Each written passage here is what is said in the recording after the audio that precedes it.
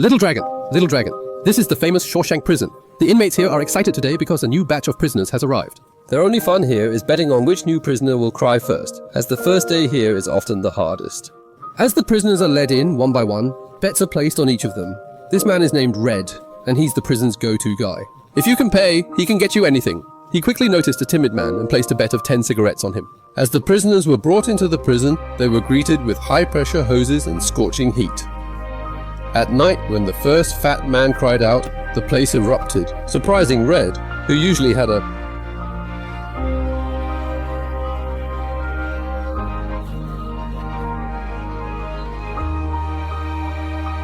good eye for these things. He started to inquire about the man's identity and found out his name was Andy, who used to be a bank vice president. He was framed and wrongfully imprisoned, sentenced to 2 life terms, meaning he might never get out. Andy seemed troubled every day, never socializing, and his behavior and speech were out of place here. A month later, he approached someone to talk, and that person was Red. He asked Red to get him a small hammer. Red jokingly asked if he planned to escape. Andy smiled and said he just liked carving. Although skeptical, when Red saw the hammer, his doubts vanished, because digging a tunnel with it would take 600 years. He handed the hammer to Andy.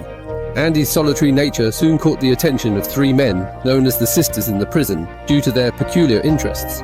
They always took advantage of Andy when he was alone, forcing him, and if he resisted, it was a beating. 2 years passed, and the Sisters still didn't leave Andy alone.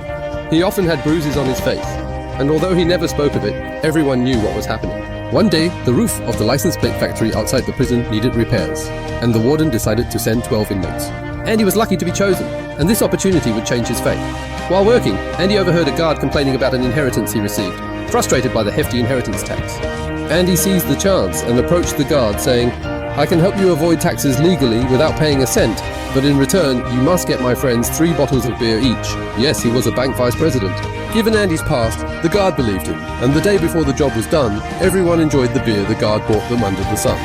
At that moment, they felt free, and Andy, because of this incident, gained the trust of the guards and Red. Back in prison, Red bought Andy a large poster, which became a crucial part of Andy's grand plan.